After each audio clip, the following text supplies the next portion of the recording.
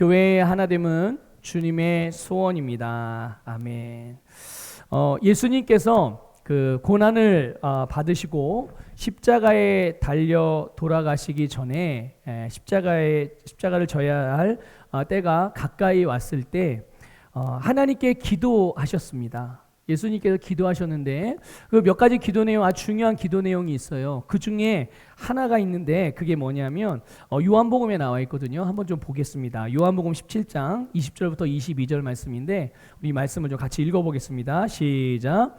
내가 비옵는 것은 이 사람들만 위함이 아니요 또 그들의 말로 말미암아 나를 믿는 사람도 위함이니 아버지여, 아버지께서 내 안에 내가 아버지 안에 있는 것 같이 그들도 다 하나가 되어 우리 안에 있게 하사 세상으로 아버지께서 나를 보내신 것을 믿게 하옵소서. 내게 주신 영광을 내가 그들에게 주었사오니 이는 우리가 하나 된 것 같이 그들도 하나가 되게 하려 함이니이다. 아멘. 아멘. 이 말씀을 보게 되면 이 사람들이라는 표현이 나와요. 20절에 보게 되면 이 사람들이, 그러니까 이 사람들은 어떤 사람들을 말하냐면 바로 예수님의 제자들을 말하는 거예요.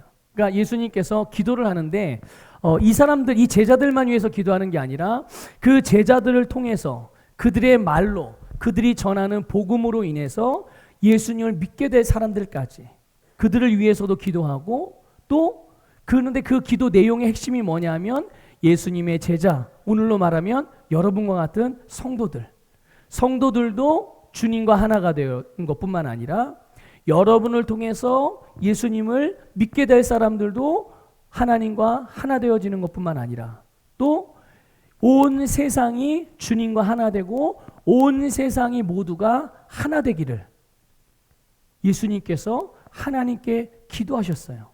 그러니까 오늘 우리가 지금 읽은 요한복음 17장 이 말씀을 통해서 보게 되면 예수님께서 그 예수님의 제자들, 믿음의 백성들과 또 그들을 통해 예수를 믿고 구원받게 될 사람들이 어떻게 되기를 원하시는지 주님께서 그들을 향하여 바라고 원하시고 기대하시는 바가 있죠. 그게 바로 주님의 소원 아니겠습니까? 그게 뭐겠어요? 바로 하나됨이에요. 그러니까 예수님의 소원 중에 정말 큰 중요한 소원이 뭐냐 하면 바로 모든 성도들이 또 모든 사람들이 예수 그리스도 안에서 하나 되는 것이 주님의 소원이라는 것을 깨닫고 기억하고 믿으시고 그것이 여러분의 소원이 되기를 주님의 이름으로 축복합니다. 그러니까 신앙생활 나만 잘하면 되지 천만의 말씀이요. 여러분 나만 잘해서 되는 게 아니에요. 내가 아무리 잘하려고 해도 보세요. 만약에 여러분이 손가락에 5개가 있는데 이 손가락 하나가 나만 잘 돼야지 그래서 이 검지손가락이 자기만 위하고 계속 자기 영양분을 자기에만 계속 보낸다고 생각을 해보세요. 그럼 이 손가락이 어떻게 될까요? 어떻게 될 것 같아요? 그냥 생각하면 얘가 정말 튼튼하고 건강하게 잘 될 것 같잖아요. 그런데 오히려 그 반대입니다. 보세요. 얘가 영양분을 다 빨아먹어요. 자기만 살겠다고 얘만 위해서 열심히 일해요. 모든 거를. 그럼 나머지 손가락들이 어떻게 될까요? 어떻게 되겠습니까? 점점 시들어지죠. 손가락들이 시들어지게 되면 얘가 병들게 되면 그 다음 어떻게 돼요? 팔도 병들고 또 팔이 병드니 움직이지 못하면 무엇으로 먹고 무엇으로 마시죠? 어떻게 먹고 마셔요? 내게 필요한 것들을 어떻게 짚고 운반하고 그렇죠? 결국은 어떻게 되는 거예요? 결국에는 온 몸이 병들고 온 몸이 기능을 못하게 되는 거예요. 그러니까 나만 잘해서는 돼요 안 돼요? 나만 잘할 수도 없고 그렇게 해보려고 한들 결국은 그게 나를 위하는 게 아니라 오히려 나를 해하는 일이라는 것을 여러분 이 원리를 정말 잘 깨달으시기를 축복합니다. 네. 그래서 사람들이 이런 원리를 잘 몰라요.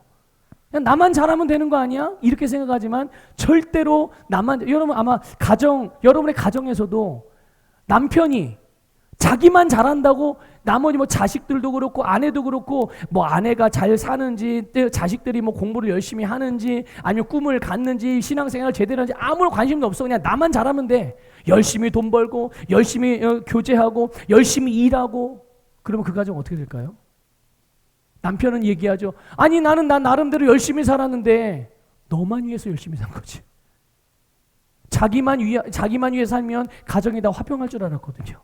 자기만 위하면 가정이 부자가 될 줄 알았거든요. 자기가 열심히 하면 하여튼 아내도 알아서 자기 삶 살고 자식들도 잘 될 줄 알았거든요.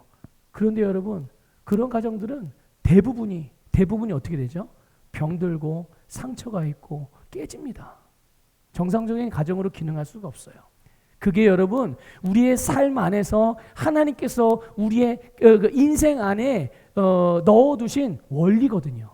그러니까 이 원리 안에 들어와야 가장 행복하고 복된 삶을 누릴 수가 있는 거예요.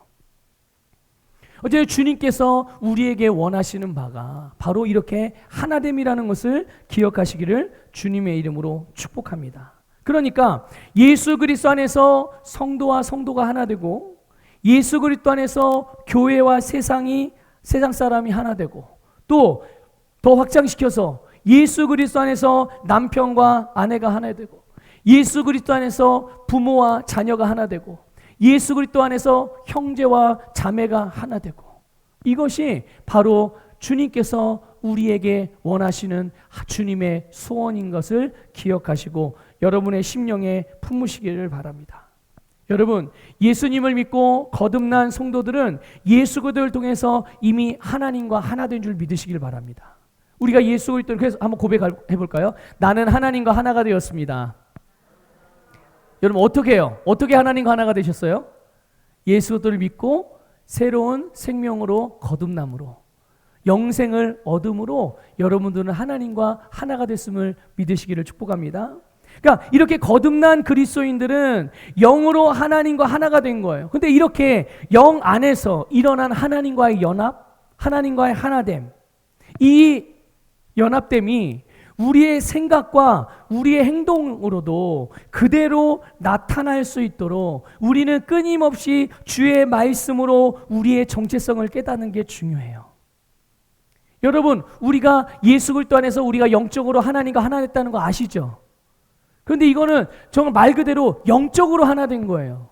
근데 이것이 우리의 삶에서도, 우리의 생각 가운데서도, 우리의 몸도 그렇게 반응을 해야 되잖아요. 그런데 그렇게 반응을 잘 못하죠. 왜 그럴까요? 잘 모르기 때문에 그런 거예요. 그것을 모른 채로 살아온 세월이 너무나도 많았기에 거기에 길들여져서 우리의 생각이 이 진리를, 이 원리를 깨닫지 못하니까 우리가 진짜 거듭난 내가 누구인지를 모르는 거죠. 그렇게 모르니까 그렇게 행동을 못하는 거예요. 네. 여러분 얼마 전에 대선을 통해서 윤석열 씨가 이제 대통령 당선자가 됐어요. 만약에 여러분 그런 일이 일어나지 않겠지만 만일 윤석열 당선자가 자기가 대한민국의 차기의 대통령으로 당선된 사실을 몰라, 당선이 됐는데, 그러면 지금 뭐 하고 있을까요? 지금 윤석열 대통령 당선자는 지금 뭐 하고 있죠? 인수위를 꾸려서 차기 정권의 이양을 위해서 지금 열심히 일하고 있잖아요. 나름대로. 그런데 만약에 자기가 당선된 사실을 몰라. 그럼 뭐 하고 있을까요? 모르긴 몰라도 아마 지금까지도 계속 대선 운동을 하고 있을지 모르겠어요. 여기저기 돌아다니면서 저를 뽑아주십시오. 기호 2번을 뽑아주십시오. 이거 하고 있을지도 몰라요. 자, 그렇다면 여러분 보세요. 기호 2번을 뽑아주십시오. 여기저기 다니면서 이렇게 말하고 다니는 게 죄예요, 아니에요? 잘못된 거예요, 아니에요? 죄도 아니고 그게 잘못된 거 아니고 본인이 그렇게 살면 사는 거죠. 그런데 합당한 삶입니까? 합당하지 않은 삶입니까? 그게 죄도 아니고 뭔가 대단히 잘못한 것도 아니지만 합당한 삶이 아닌 거예요. 왜요? 왜 유세하고 다니는 게, 자기 뽑아달라고 말하고 다니는 게 왜 합당하지가 않아요? 이미 그는 뽑힌 사람이거든요.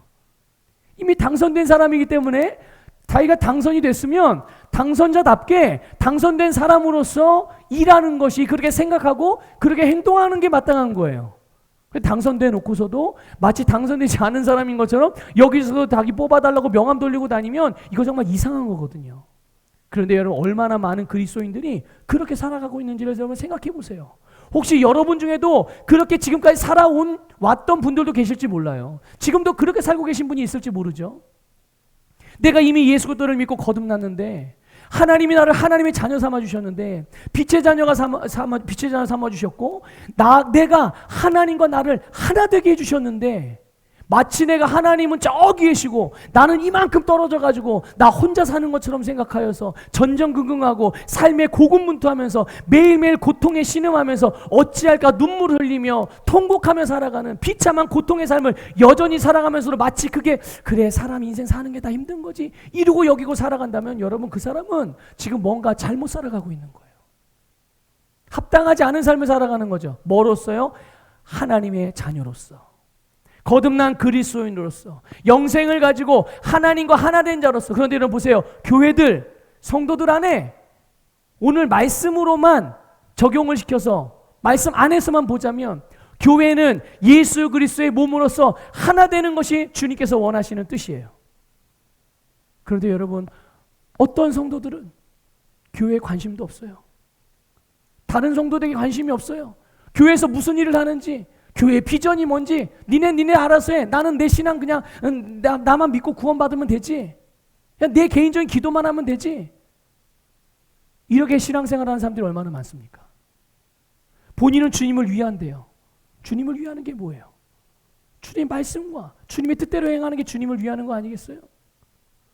주님께서는 교회가 하나 되고 연합되는 게 주님의 뜻이라는데 나는 나 혼자 잘 되겠다고 하면서 주님을 위한대요. 이게 맞는 거예요? 안 맞는 거예요? 맞는 게 아니에요. 맞는 게 아니에요. 여러분, 하나님께서는 우리가 예수 그리스도로 거듭날 때 하나님의 모든 축복을 우리에게 주셨음을 믿으시길 바랍니다. 이거 꼭 믿으셔야 돼요. 그게 신앙생활입니다. 목사님, 그런데 내 인생에는 참 복된 것들이 없는 것 같은데요. 그렇죠. 그럴 수 있죠. 왜 그런지를 여러분 잘 살피셔야 돼요. 그게 원리입니다. 하나님의 축복을 우리에게 예수 그리스도를 통해 주셨어요. 그러면 그 축복이 내 가정에도 나타나고 내 자녀들에게도 나타나고 나의 재정에도 나타나고 내 건강에도 나타나고 내 사업과 기업에도 나타나고 내 인간관계에도 나타나고 주님께 나를 부르신 이 사명 봉사의 직분에도 나타나고 이것이 나타나는 원리가 있어요. 그게 뭘까요? 그게 뭘까요? 이번 춘계 대신방 기간을 통해서 우리 모든 성도님들에게 똑같이 주신 말씀, 하나님의 말씀대로예요. 하나님의 말씀대로 기능할 때 하나님께서 우리에게 준 축복의 열매가 우리의 삶에서 실제로 나타나게 되는 겁니다. 하나님의 말씀은 여기 있는데 나는 저기에 있으면서 왜 나는 예수님을 믿는데 하나님이 축복을 하셨다는데 왜 내 삶에는 이렇게 힘들고 어려움이 있나? 다른 이유가 아니에요. 이 원리 안으로 들어와야죠. 그렇죠? 자, 1 더하기 1은 뭡니까? 1 더하기 1이 뭐예요? 2죠. 이건 덧셈의 공식이에요. 그런데 내가 뭔가를 계산하고, 그러니까 돈을 계산하고 숫자를 계산할 때 1 더하기 1은 2라는 수학의 공식, 이 공식이라는 게 원리예요. 공식이라는 게 원칙이라는 걸 말하는 거예요. 그런데 내가 돈을 계산하는데 뭔가 숫자를 세는데 1 더하기 1은 2라는 공식과 원리를 몰라. 그럼 계산이 돼요, 안 돼요? 아무리 많은 돈을 가지고 있어도, 아무리 많은 뭐가 좋은 것들이 내게 있다고 하더라도 이거를 나누고 분리하고 얻고 주고 이게 가능해요? 불가능해요? 불가능한 거예요. 불가능한 거예요. 그러니 여러분 언제나 하나님의 말씀, 그러니까 성도들 가운데도 또 교회들 사이에서도 얼마나 많은 분쟁과 분란이 일어나고 무관심도 문제고 분쟁도 문제잖아요. 성도가 성도를 비판하고 비난하고 서로 의견이 다르다고 충돌이 일어나서 갈등이 일어나고 너는 너대로 해 나는 나대로 할게 각자 따로따로 그렇게 신앙생활하는 모습들. 심지어 세상에 교회와 성도와 목회자가 멱살을 잡고 싸우질 않나. 이게 말이 되는 일이에요. 그런데 교회 안에서 이게 벌어지고 있단 말이에요. 벌어지고 있다. 여러분, 주님의 뜻과 주님의 소원은 하나됨이라는 것을 꼭 믿으시기를 주님의 이름으로 축복합니다.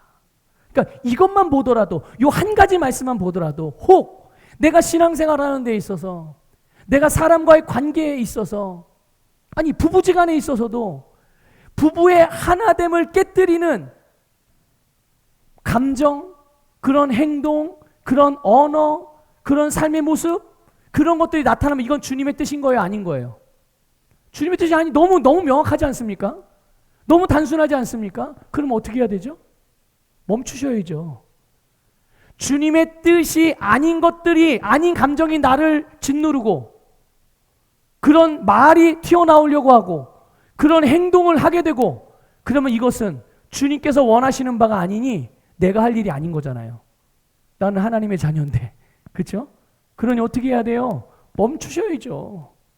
그리고 돌이켜서 주님께서 원하시는 대로 사랑과 은혜와 존중과 친절과 공손과 그런 언어와 그런 표현으로 서로를 용납해주고 이해해주고 받아들여주고 기다려주고 도와주고, 이것이 우리가 살아가는 하나님의 자녀로서의 삶인 것을 기억하시기를 주님의 이름으로 축복합니다.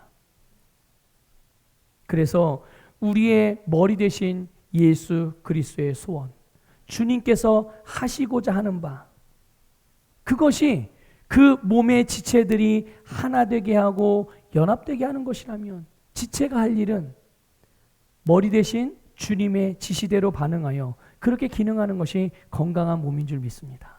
여러분, 그 뇌경색으로 인해서 어려움을 당하시는 분들이 있잖아요. 종종 보게 되면. 그걸 보통 이거 뇌졸중이라고 표현하죠. 중풍이라고도 표현하고요. 그거의 가장 심각한 문제가 뭡니까? 머리에서 지시를 내려요. 몸에게, 팔에게, 다리에게, 입에게, 눈에게 머리에서 신호를 보냅니다. 뇌에서.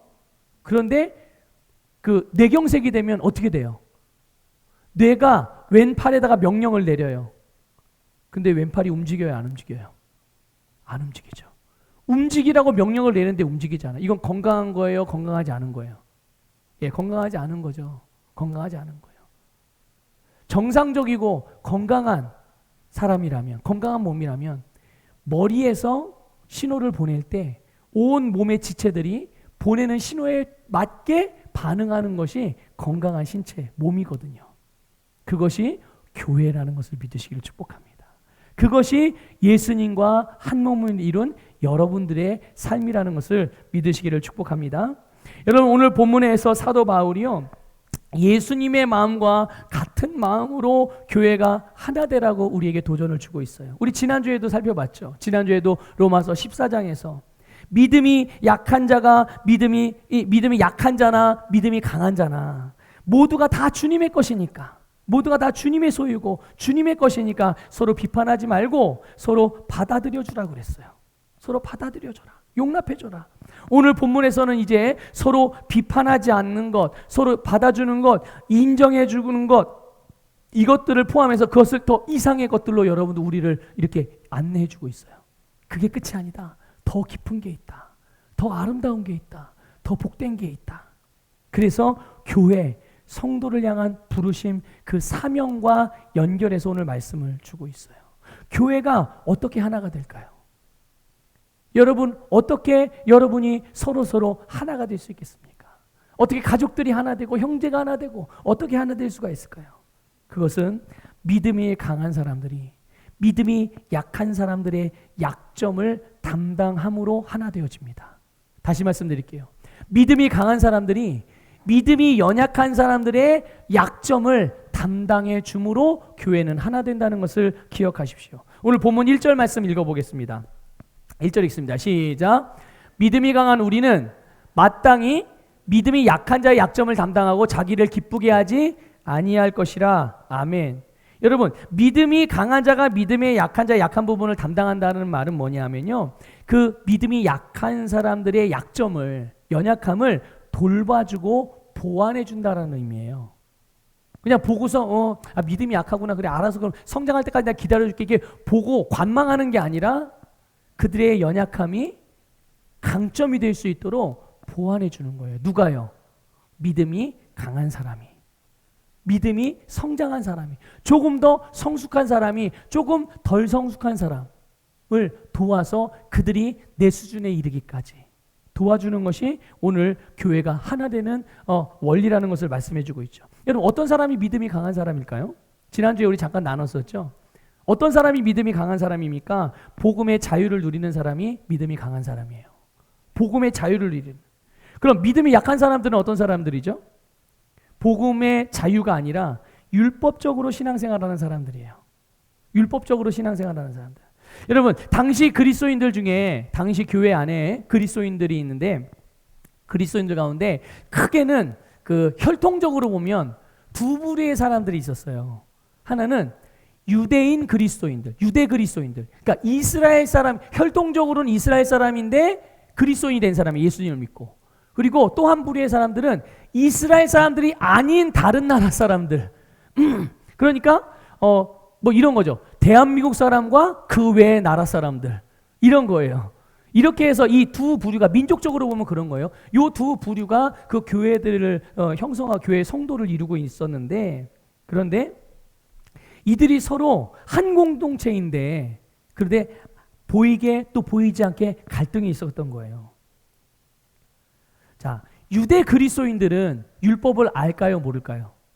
이스라엘 사람들은 예수를 믿고 거듭났지만 그들은 당연히 율법을 알죠. 왜냐하면 태어나면서부터 부모로부터 율법을 배우기 때문에 그래요. 하나님의 말씀을 배우니까 이 사람들은 율법을 너무 잘 알죠. 율법을 정말 너무 잘합니다. 그리고 잘 아는 만큼 거기에 굉장히 익숙해져 있어요. 그러니까 모든 삶의 기준이 뭘까요? 본인이 알고 인식하는 바가 그 삶의 기준 아니겠어요? 그러니까 이 유대 그리스도인들의 삶의 기준은 율법이에요. 율법이 그들의 삶의 기준인 거예요. 그러니까 복음을 듣고 예수님을 믿었음에도 불구하고 자기들이 익숙해 있는, 자기들이 알고 있는 율법대로 신앙생활을 하는 거예요. 그러니까 겉으로 볼 때는 율법적으로는 아주 계명을 잘 지키는 사람들 것처럼 보이죠. 그들은 절대로 11조를 떼먹는 법이 없습니다. 그들은 일주일에 늘 꼬박꼬박 2번씩 금식을 합니다. 그리고 어려운 사람들을 위해서 항상 일정 금액을 구제헌금으로 항상 매주마다 구제헌금을 드려요. 그러니까 여러분 그냥 볼 때는 굉장히 야, 신앙생활 대단히 잘하는구나 이렇게 볼 수가 있는 거죠. 그런데 중요한 건 뭐냐면 그러다 보니까 한번 제가 이렇게 여쭤볼게요. 여러분 11조 하시죠? 11조 하시죠? 네. 여러분 11조를 왜 하십니까? 11조를 왜 하세요? 여러분 헌금 드리시죠? 여러분 11조하고 헌금은 달라요. 11조는 헌금이 아니에요. 11조는 그냥 11조예요. 성경에 11조는 그냥 11조로 나와 있지 헌금이라고 말하지 않습니다. 11조는 왜 헌금이라고 말하지 않냐면 11조는 누구 거예요? 하나님 거니까. 하나님 걸 내가 드린 헌금이라는 것은 내가 내 걸 헌신해서 하나님께 자원해서 드리는 게 헌금인 거고 하나님 걸 하나님께 드리는데 내 거를 마치 하나님께 드리는 것을 헌금이라고 말하면 안 되죠. 그렇죠? 네. 자, 여러분 헌금은 왜? 여러분 헌금하시죠? 왜 헌금을 하시죠?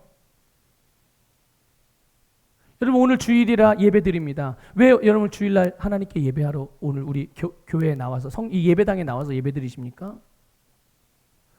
예배 주일날 안 가면 혹시 사고 날지 모를 것 같아서 불행한 일 당할지 모를 것 같아서 11조 안 바치면 내 재물에 내 재정에 심각한 손해가 올지 하나님이 다 뺏어가시면 어떡해요?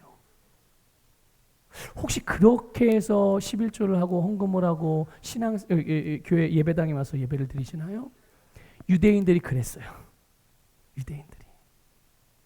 그러니까 하나님께 주신 말씀 계명에 그 계명 안에 담긴 의도와 의미를 잘 몰랐어요. 그러니까 이 유대 그리스도인들의 중심은 뭐냐면 그냥 일단 기록된 말씀대로 어떻게든 지켜야 돼. 이거 안 지키면 어떻게 되는 거예요? 그들의 생각으로는 이거 이대로 안 지키면 지옥하는 거예요. 망하는 거예요. 저주받는 거예요. 그러니까 보세요. 이게 아니 그래도 계명으로라도 지키는 게 안 지킨 것보다 낫지 않나요? 물론 그럴 수 있죠. 종교적으로 보면 그럴 수 있어요. 그런데 문제는 뭔지 아십니까? 교회에서 그러니까 그들 유대 그리스도인들의 입장에서 보면 교회에서 헌금하고 주일마다 가서 예배드리고 뭐 기도 시간에 기도하고 어려운 사람을 도와요. 자, 그런데 이게 교회 안에서만이에요. 하나님께서 말씀하신 말씀의 의도를 모르니까 그 의도대로 자기의 삶을 말씀으로 다스리고 다루고 적용하는 게 잘 안 되는 거예요. 그러니까 교회에 와서는 굉장히 신앙생활 잘하는 것 같은데 가정으로 돌아가 보면, 그들의 일터로 돌아가 보면, 그들의 관계 맺는 사람들에게 돌아가 보면 자기는 그리스도인이라고, 자기는 예수 믿는 사람이라고 그렇게 하는데 사람들에게 벽을 치고 다른 사람들과 관계 가운데 굉장히 고자세이고 세상 사람들과 똑같은 원리, 그런 세상의 방식과 세상의 방법을 따라 살고, 그러면서 또 교회에 와서는 다시 또 굉장히 경건한 사람처럼 그렇게 또 예배드리고, 이게 유대 그리스도인들의 약점 중에 하나예요. 잘 안 되는 부분들. 그러니까 이런 사람들을 만약에 믿음이 강한 사람들이 볼 때는 어떨까요? 굉장히 이중적이고 제대로 신앙생활 똑바로 못하는 사람처럼 보이겠죠. 그러니까 막 무시하고 이런 일이 벌어졌던 거예요. 반면에 여러분, 이방인들은 율법을 알까요, 모를까요? 이방인들은 율법을 잘 몰라요. 율법을 잘 모릅니다. 그런데요, 복음을 듣고 이 복음을 믿음으로 받았잖아요. 그러니까 예수님께서 속량의 사역을 통해서 율법을 완성하시고 법조문으로 쓴 증서를 제하여 버리셨다는 것을 이들은 다 믿음으로 받아들였어요. 복음을 듣고 예수님을 통해서, 또 예수님의 제자들을 통해서, 그리스도의 또 다른 그리스도인들을 통해서 이 복음을 듣고 받아들였단 말이에요. 그러니까 복음이 주는 자유를 누리면서 말씀을 통해서 주님의 뜻과 의도를 깨닫는 거예요. 왜 11조를 하라고 그랬구나. 그러니까 율법대로, 율법적으로 하면 안 되니까 그걸 계명 안 지켜도 되는, 그럼 11조 할 필요 없어. 11조는 구약에나 있는 소리야. 이렇게 된 게 아니라 왜 11조를 하라고 그러셨구나. 이런 영적인 원리가, 하나님의 뜻과 마음이 있었구나. 당연히 그럼 11조가 아니라 10의 2조, 13조까지 해야지. 이런 원리가, 이런 축복의 원리가 담아져 있다면 당연히 나는 더 해야지. 그러니까 복음으로 자유한 이방인들은 이렇게 신앙생활을 하는 거예요. 그러니까 여러분, 예수님께서 비유로 들으신 게 있잖아요. 그 바리새인들에게 사람을, 그러니까 계명은, 율법적으로는 실제로 사람의 목숨을 죽여야 살인자예요. 근데 예수님께서 말씀하시죠. 예수님께서 뭐라고 말씀하시죠? 사람을 실제적으로 목숨을 죽여야만 살인하는 것이 아니라 그 마음에 그 사람을 어떻게 하는 사람도, 미워하는 사람도, 미워하는 마음을 가진 사람도 똑같은 살인자다. 이게 바로 예수님께서 살인하지 말라라고 한 계명에 담아 놓으신 의미인 거예요. 그런데 유대 그리스도인들은 어디까지만 생각을 한 거예요? 실제로 사람을 때리거나 죽이지 않았으니까 자기 살인자라고 여기지 않는 거죠. 그러고 나서 마음으로는 어떻게 해요? 계속 미움을 품고 살아가는 거야. 본인이 기분 나쁘면. 근데 주님께서 그걸 교정시켜 주는 거죠. 살인하지 말라는 계명은 단순히 사람의 목숨만 살해하는 것만이 아니라 그 중심에서부터 미워하는 마음을 가지고 있으면 행동으로만 옮겨지지 않았을 뿐이지. 근데 왜 행동으로 안 옮겼겠어요? 그런 미워하는 마음이 있는데 왜 행동으로 안 옮겼겠어요? 법이 그 행동으로 옮기면 어떻게 돼요? 본인 감옥 가거든요. 본인이 사형당하거든요. 그러니까 법이 무서워서 자기가 마음에 품은 그 미움을 행동으로 나타내지 못했을 뿐인 거지, 마음에선 이미 죽여도 10번, 100번도 죽이고도 남는 거예요. 그러니까 그게 바로 살인자다. 이게 주님의 말씀, 계명 안에 담겨진 여러 가지 의미들이란 말이죠. 이 이방인 그리스도인들은 율법의 계명을 잘 알지는 못했지만 이렇게 주님의 뜻과 주님의 그 의도를 파악하고 깨닫고 그렇게 신앙생활을 하다 보니까 예식으로서의 예배만이 아니라 모든 삶에서 주님의 뜻을 따라서 말씀으로 자기의 삶을 다스려갈 수가 있었던 거예요. 보세요. 말씀의 내용은 많이 알지만, 성경 내용은 많이 알지만 그 안에서 주님이 의도하시는 바대로 그 말씀으로 삶을 다스리는 게 잘 안 되고 있다면 그런 사람은 믿음이 약한 성도인 거예요. 그러나 말씀의 내용을 전부 다 알지는 못해도 자기가 듣고 배우고 묵상하고 계시된 부분 안에서 그 말씀으로 삶을 다스리고 있다면 그 사람이 바로 믿음이 강한 사람인 거거든요. 그러면 교회는 계속 이렇게 믿음이 강한 사람, 믿음이 약한 사람이 물과 기름처럼 분리가 돼가지고 너는 너대로 나는 나대로 그렇게 계속 신앙생활하면서 가야 되는 걸까요? 아니죠. 주님은 오늘 말씀을 통해서 우리에게 그렇게 말씀하시는 게 아니에요. 서로 하나가 되어야 된다는 거예요. 하나가. 그러기 위해서 서로 자기 기준으로 상대방을 비판하지 말아야 하면 물론이거니와 약한 이들의 약점을, 믿음이 강한 사람들이 그들의 약점을 강점이 될 수 있도록 채워주고 보완해 줘야 되는 거예요. 여러분, 만일 오늘 이제 예배 이렇게 오시는데 만일 문 앞에서 한쪽 다리를 다쳐가지고 걷기가 이 다리를 디디지를 못해, 한쪽 다리를요. 그런 성도가 만약에 있다고 해봅시다. 그러면 여러분들은 어떻게 하시겠어요? 들어오다가 그런 성도가 저 앞에서 문에 이게 교회 문을 못 들어오고 계속 주저주저하고 있으면 여러분 어떻게 하시겠어요? 당연히 도와주지 않겠어요? 너무나 당연하죠. 당연히 부축해서, 왜 나는 건강하니까, 그렇죠? 나는 걸을 수 있으니까 그를 부축해서 그를 도와서 예배당 안으로 그가 앉을 자리에 앉을 수 있도록 그렇게 분명히 도와주실 거예요. 한글을 잘 모르거나 또 이 성경을 찾는 게 좀 더뎌서 그런 분들이 있으면, 옆에 그런 분들이 앉아있으면 여러분 어떻게 하시겠어요? 옆에서 대신 찾아주지 않겠어요? 도와줄 거란 말이죠. 그리고 그분의 읽는 속도에 맞춰서 천천히 같이 읽을 거예요. 여러분, 눈에 보이는 이런 연약함, 이런 것에 대해서 돕는 것처럼 눈에 보이지 않지만 우리가 믿음으로 행하는, 말씀으로 삶을 다스려가는 부분에 있어서 연약함이 있는 성도들이 있거든요.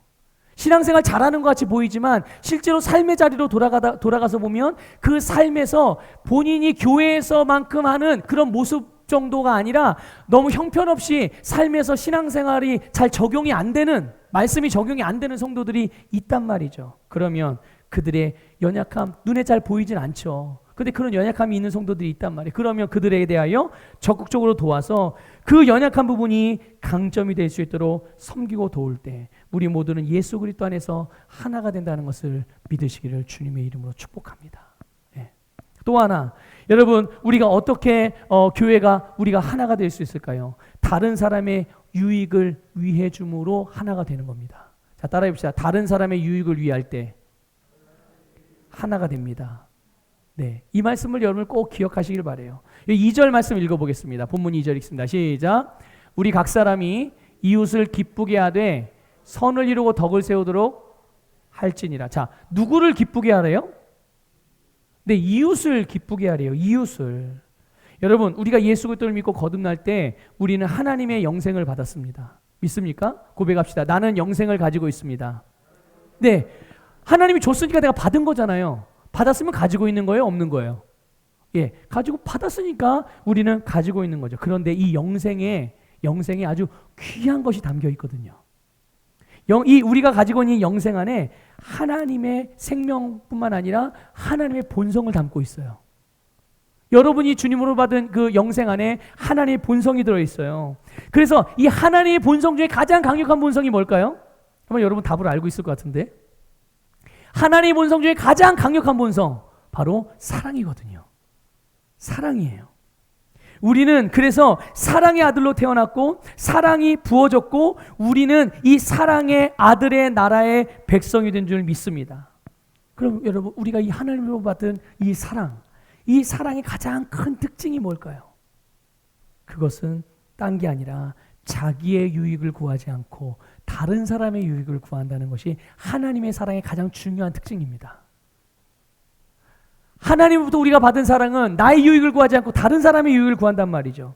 여러분, 우리가 거듭나기 이전을 생각해 보면 죄의 본성 안에서 이기주의와 자기중심적인 경향성들이 이 죄의 본성 안에 들어있어요. 그래서 사람들은 거듭나기 전까지는, 언제까지는요? 네, 예수님을 믿고 거듭나기 전까지는 계속 이것을 추구하는 거예요. 이기적인 것, 자기중심적인 것. 계속 이것을 추구해 왔고 그렇게 또 배워왔고 그렇게 살아왔기 때문에 그 사람의 사고방식, 그 사람의 행동, 그 사람의 말, 그 사람의 습관, 그 사람의 삶의 방식들이 여기에, 그러니까 나를 위하는 일들에 계속 익숙해져 있는 거예요. 그러나 여러분, 거듭난 사람은 새로운 피조물이잖아요. 의의 본성으로 태어났고 사랑의 본성으로 태어났어요. 그렇기 때문에 우리는 과거에 익숙해 있었던 우리의 생각, 사고방식, 습관들이 우리의 이 거듭난 영, 사랑의 본성으로 기능하는, 그게 뭘까요? 주님을 위하고 다른 사람을 위하는 본성이잖아요.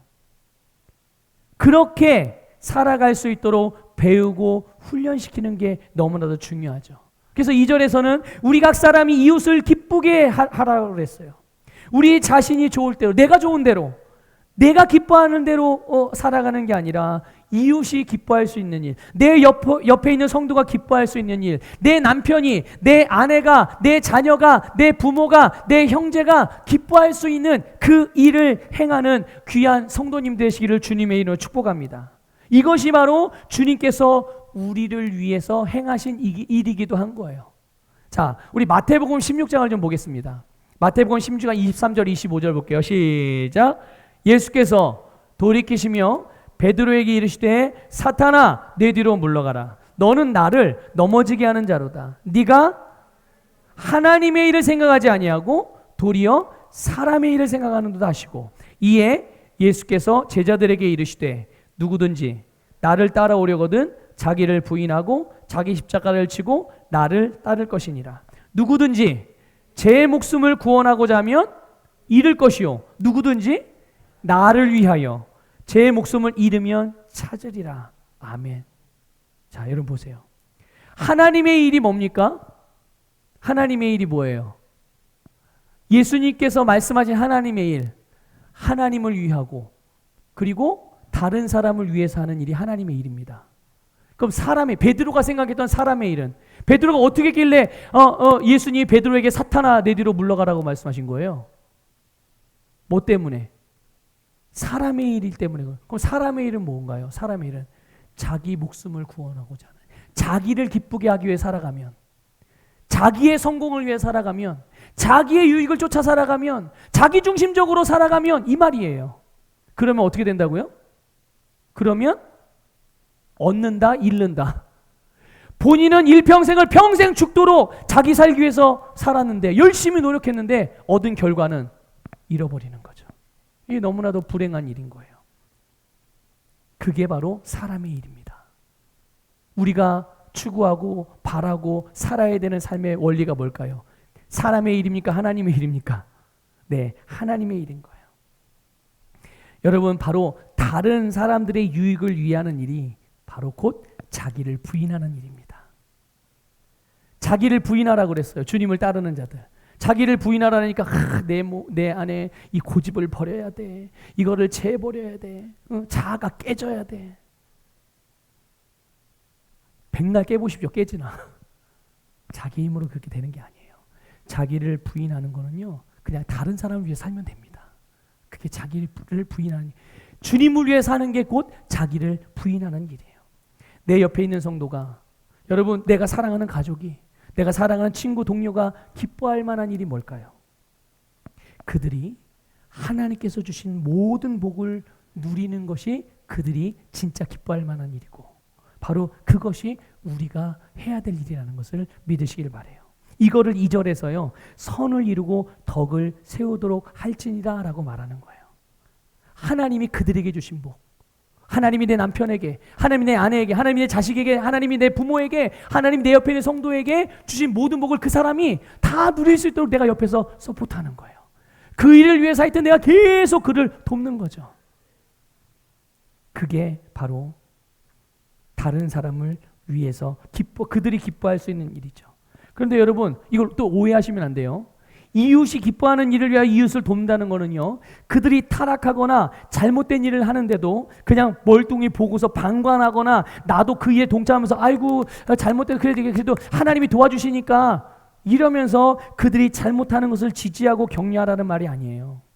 진짜 그들을 위하는 일, 참으로 그들의 인생에 성공할 수 있는 일, 참으로 그들이 삶의 문제나 영혼의 문제를 해결할 수 있도록 돕는 것이 그들을 진정으로 그들이 기뻐할 수 있는 일이고, 그렇게 섬기는 것이 바로 교회를 하나 되게 하는 섬김이라는 것을 믿으시기를 축복합니다. 자, 근데 여기서 하나 좀 질문을 좀 드려볼게요. 여러분 스스로 잘 대답을 한번 해보세요. 이렇게 다른 사람을 위하는 삶, 이런 삶이 거듭난 나로서, 그리스도인인 나로서, 하나님의 자녀인 나로서 그게 나의 삶입니다. 동의가 되십니까? 그래, 나는 내 인생은 거듭난 순간부터 하나님을 위하고 다른 사람을 위하는 삶이야. 내 삶은 없어. 다 하나님을 위하고 다른 사람을 위해 사는 거야. 이게 여러분 안에서 동의가 되세요? 이런 삶이 거듭난 나의 삶이라는 것을 믿으십니까? 그리고 그렇게 사는 삶이 기뻐하십니까? 그런 삶을 기뻐하세요, 여러분? 동경하시고 원하세요? 여러분, 거듭난 내가 누구인지를 아시기를 간절히 바랍니다. 여러분, 거듭난 내가 누구인지를 제대로 안다면 바로 이러한 삶이 나의 삶이라는 것이 인정될 수밖에 없고, 그리고 그런 삶을 살아가는 것이 가장 큰 기쁨이 되어지는 거예요. 우리 자신에게. 야, 내가 이런 삶을. 그러니까 그런 삶이 나의 삶이라는 것을 알고 그렇게 사는 성도가 바로 가장 효과적으로 자기를 위하는 삶을 경험하게 됩니다. 나를 위하는 게 아니라 다른 사람을 위해서 살아가게 될 때 그게 진짜로 내가 나를 위해서 사는 삶이구나라는 것을 알게 되는 거예요. 경험하게 되는 거예요. 하나님이 그렇게 경험되어지게 역사하신다는 것을 믿으시기를 축복합니다. 왜냐하면 그게 바로 주님을 위한 삶이고, 주님을 위하는 삶을 사는 사람들에게 주님이 주신 축복의 열매가 풍성하게 맺혀지기 때문이에요. 마지막으로 하나만 더 말씀드릴게요. 여러분, 예수 그리스도를 본받음으로 교회는 하나 됩니다. 누구를 본받음으로요? 네, 예수 그리스도를 본받음으로. 여러분 5절 말씀 한번 읽어볼게요. 5절 말씀입니다. 시작. 이제 인내와 위로의 하나님이 너희로 그리스도 예수를 본받아 서로 뜻이 같게 하여 주사. 아멘. 너희로 그리스도 예수를 본받아. 자, 로마서 8장 3절 4절 말씀 읽어보겠습니다. 읽겠습니다. 시작. 율법이 육신으로 말미암아 연약하여 할 수 없는 그것을 하나님은 하시나니 곧 죄로 말미암아 자기 아들을 죄 있는 육신의 모양으로 보내어 육신의 죄를 정하사 육신을 따르지 않고 그 영을 따라 행하는 우리에게 율법의 요구가 이루어지게 하려 하심이라. 아멘. 여러분, 우리는 연약해서요, 율법의 요구를 다 채울 수가 없었어요. 그렇죠? 율법이 원하는 바를, 요구하는 바를 우리가 다 채울 수 없죠. 우리의 연약함이. 그래서 어떻게 됐습니까? 그래서 사람은 어떻게 됐어요? 율법의 요구를 다 못 채우니까 사람은 말 그대로, 율법 그대로 멸망에 이르는 거예요. 율법 그대로 율법의 저주로서 영원한 형벌을 받아서 지옥에 갈 수밖에 없었어요, 우리는. 그런데 우리는 연약해서 그럴 수밖에 없었지만 이 연약함을 누가 대신 담당해 주셨어요? 이 연약함을 바로 예수님이 대신 담당해 주셔서 우리 연약함을 도와서 율법의 모든 요구를 다 어떻게 하셨습니까? 이루어 주셨어요. 만일 여러분, 예수님이 우리의 연약함을, 여러분의 연약함을 하나하나 다 들춰내시고 하나하나 다 지적하시고 그걸 하나하나 다 정죄하셨다면 여러분, 이 세상에 살아남을 사람이 어디 있겠어요? 그렇죠? 이 세상에 살아남을 사람이 없어요. 그런데 우리가 할 수 없는 그것을 예수님이 다 이루어 주셨어요. 그래서 우리는 더 이상 지옥, 사망, 멸망을 걱정하지 않고 언제나 영생의 복을 누릴 수 있도록 해주신 줄 믿으시기를 주님의 이름으로 축복합니다. 이것으로 인하여 예수님은 우리를 하나님과 하나가 되게 해주셨어요. 우리가 이런 은혜와 능력을 받았고 이 은혜와 능력을 받은 사람은 그것을 가지고 있는 사람이기 때문에 예수 그리스도의 은혜와 능력으로 우리도 연약한 자들을 도와서 그가 설 수 있도록 온전케 될 수 있도록 섬기는 것임을 믿으시기를 주님의 이름으로 축복합니다. 여러분, 베드로전서 2장 21절을 읽어보겠습니다. 베드로전서 2장 21절 읽습니다. 시작. 이를 위하여 너희가 부르심을 받았으니, 다시 한번요. 시작. 이를 위하여 너희가 부르심을 받았으니 그리스도도 너희를 위하여 고난을 받으사 너희에게 본을 끼쳐 그 자취를 따라오게 하려 하셨느니라. 아멘. 바로 이것을 위하여 저와 여러분이 부르심을 받았어요. 그렇죠? 우리가 주님을 위하고 다른 성도들을 위할 때 우리의 섬김을 통하여 주님을 본받는 삶을 통하여 하나님께서 우리를 통해서 이루시려고 하시는 모든 뜻과 계획이 이루어져요. 여러분, 우리의 삶에 있어서 이것보다 더 영광스러운 삶이 어디 있어요? 하나님의 뜻, 하나님의 계획이 여러분의 삶에서, 그리고 여러분의 삶을 통해서 다 이루어진대요. 이거보다 영광스러운 삶이 어디 있어요? 여러분, 오늘 저와 여러분의 인생이 그런 인생이라는 것을 믿으시기를 주님의 이름으로 축복합니다. 그래서 여러분, 결국 이렇게 하나님을 통하여서 주님께서 보고자 하시는 영광이 뭐겠습니까? 왜 우리로 이렇게 하나 되게 하시고자 하시는 거죠? 6절 말씀, 오늘 본문 6절 보세요. 6절 읽어보겠습니다. 시작. 본문 6절 읽습니다. 시작. 한 마음과 한 입으로 하나님 곧 우리 주 예수 그리스도의 아버지께 영광을 돌리게 하려 하노라. 아멘. 이것이 하나됨의 목적이에요. 예수님께서 우리로, 교회로, 성도들로 모두가 하나 되게 하시려는 목적, 그것을 통해서 뭐 하시려고요? 하나님께 영광을 돌리게 하시기 위해서. 여러분,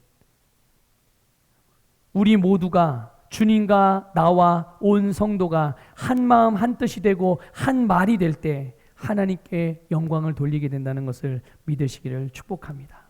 주님의 뜻으로 같은 마음을 품고 같은 말을 하며 살아가는 삶, 주님의 뜻이 한 마음과 한 입으로 표현되어져서 하나님께 영광 돌리는 우리 교회, 또 우리 모든 성도님들이 되시기를 주님의 이름으로 축복하고 여러분의 가정이 되기를 주님의 이름으로 축복합니다. 우리 다 같이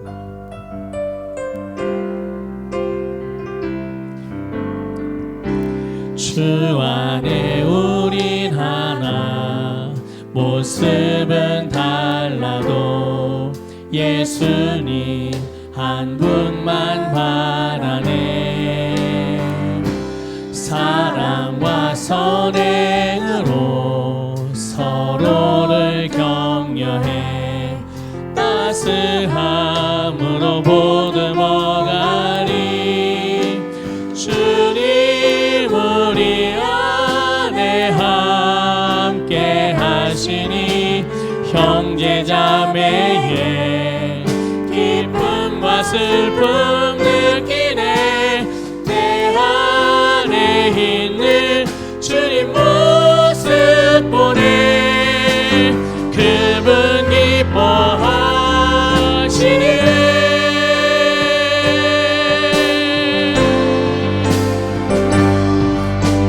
주님 우리 통해 계획하시니 부족한 입술로 찬양하게 하시니. 주님 우리 통해 계획하시니 너를 통해 하시기 내 주님 우리 통해 주님 우리 통해 계획하시니 부족한 입술로 찬양하게 하시니. 주님 우리 통해 계획하시니 너를 통해 하시니 기대. 우리 주여 한번 기도하겠습니다. 주여, 걸어가신 아버지 하나님 감사를 드립니다.